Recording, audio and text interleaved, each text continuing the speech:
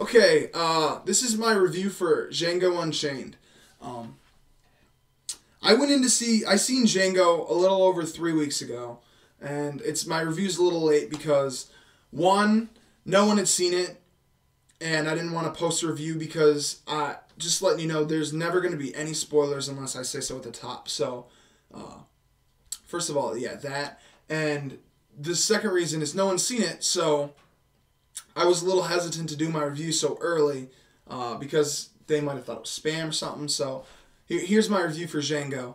But first off, let me start off with I seen Django obviously a few weeks ago, and when I went into it, I was expecting a lot because it had just premiered and it was getting fantastic reviews. And I love Leo, I love Quentin. I would say Tarantino has probably 3 movies that I think are masterpieces: Inglourious Bastards, obviously Pulp Fiction, and Reservoir Dogs. I think they're truly perfect films, and they represent Tarantino as just a fantastic writer and a fantastic director. So because of that, I went into not Inglourious Bastards, but the fuck's it called? Django Unchained, with kind of high expectations, even though when the trailer first premiered, I was a little bit hesitant about it because it looked like a slapstick comedy. It didn't look like it had, that menacing villain that Inglourious Bastards had with Hans Landa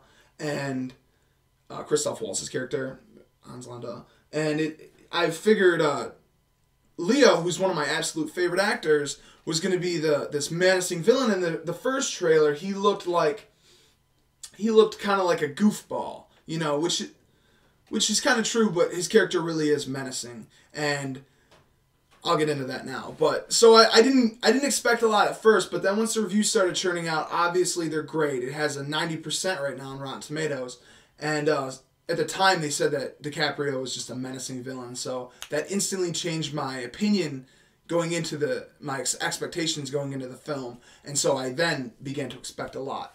So after walking out of the film, I loved it. I'm just gonna say it. I loved it. Christolph Waltz really is the main character of the film. I got to give it up to him as being the best part of the film too, because without a doubt, in my mind at least, he steals every scene he's in. His dialogue is perfect, and that's all because of Quentin. But you have to. You can only have as much good dialogue as much as your actors are going to bring you to read those lines, and he just fucking nails it, just like he does in Inglourious Bastards. I think he was born to play roles in Quentin Tarantino films. And what's great about it is that he's not like a menacing character. He's like the front man. He's like the leading man of the movie. And so that just shows everyone. I've read a few times that he's just the typical cliche villain in everything he does, because obviously he's the villain in Green Hornet, a couple other movies. He's a villain in them. So this is kind of a cool thing because he plays the leading man and he's a good guy. So I think that's very cool. And then Sam Jackson, man, is just perfect. I hate the hype that Sam Jackson gets all the time because obviously he's just recognized for some of the great roles, fan favorite roles of my generation. And because of that, I never really expect a lot from Sam Jackson. I always think, everyone overhypes him. And I read that Sam Jackson steals the show in this, and he is a fucking scene stealer, and he's hilarious, and Sam Jackson just nails the role that he has in this movie as kind of like the Uncle Tom slaveholder, or household slave, I should say. That's what he is. And he is just hilarious, man. Along with this film, this is a very, very funny film, and it's a very crude film for people that don't like the N-word. But if you can pass that word, what's the word I'm looking for? If you can get by the N-word and you don't mind it, it's a hilarious film, and it's a brilliantly written film, and just tip-top direction. And going back to acting, I got a little bit off because whenever you think of the writing, you just have to praise it and the direction, because Tarantino really is one of the best, if not the best, writer-director in Hollywood right now. And so, going back to the acting, Leonardo DiCaprio was an absolute scene stealer in this movie. I'm saying that about everyone because it's just so damn well acted. But DiCaprio is a great villain. I wish he was in it for maybe about 25 more minutes because the movie is 3 hours long, but the first act and a half, I'd say the first half of the movie, maybe first hour and 40 minutes of the movie, he's not at all in it. So if they introduced him a little bit earlier, I think that this could have been a movie that he surefire gets an Oscar for. But he won't get one. He'll probably get nominated because he deserves it as a best supporting actor. He really does deserve it, but he won't win it because he's just not in it long enough.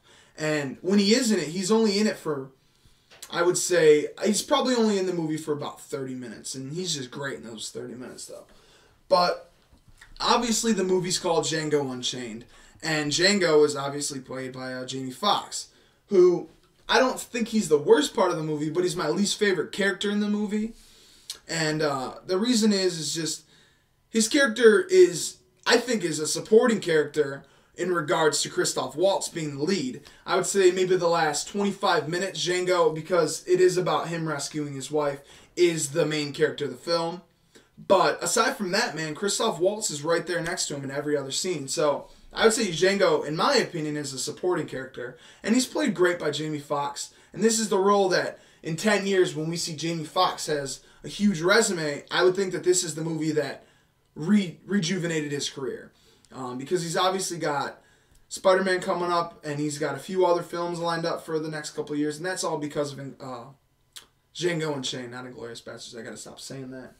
And I would give... Oh, going back, there's one more thing I totally forgot about until just now. Don Johnson plays a character named Big Daddy, and if you've seen the film, you'll know what I'm talking about. He's absolutely hilarious. This dude is a guy who, he doesn't have a great track record. At least in the last 10 years, he doesn't have a great track record. And Tarantino does what he does best. He grabbed Don Johnson, and he made this fantastic, hilarious character. He has a bit scene with Jonah Hill, who's just honestly, shouldn't even been credited in the movie. It was just probably a day's worth of work. And it is hilarious. It's one of the funniest sequences of the year. And Don Johnson plays a character named Big Daddy. And if you've seen it, you know what I'm talking about. He truly steals the show. And I just love that character. He's one of my absolute favorite small characters in a movie this year. And I have to give it up to Tarantino for writing it. Because it's just hilarious. And it's not a racist film. It deals with race, but if you are worried about that, it is not a racist film. So don't think of that. It is. It's not meant to. Well, maybe it is meant to offend people a little bit, but you know, Tarantino's not a racist person, and the people who signed up for this film wouldn't have done it if it was against black people. So go see Django Unchained. I give Django Unchained a 9 out of 10. It's in my top 4 favorite Tarantino movies. It's a hilarious, brutal, comedy western, action Tarantino movie. It is everything that a Tarantino fan will love. And obviously not for everyone, but you know, just remember, don't go in it wanting to take offense, because you will if you do. And there's some amazing performances in it. Nothing that's going to win an Oscar, but there's some great performances in it. And it's definitely in my top 5 movies of the year. It's a fantastic film. And go see Django Unchained. Thanks.